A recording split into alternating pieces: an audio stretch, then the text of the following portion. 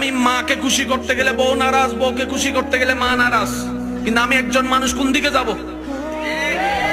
ইসলাম বলে তুমি তোমার মার কি সন্তান, তুমি তোমার বউয়ের কি স্বামী। শব্দগুলা খেয়াল করবেন। তুমি তোমার মার সন্তান, যার পায়ের নিচে তোমার বেহেশত। তুমি তোমার মায়ের পায়ের নিচে।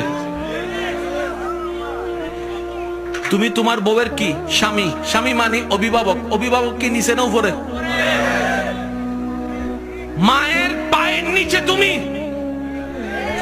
আর বউ তোমাকে মাথার উপর রেখেছে, কারণ তুমি বউয়ের অভিভাবক।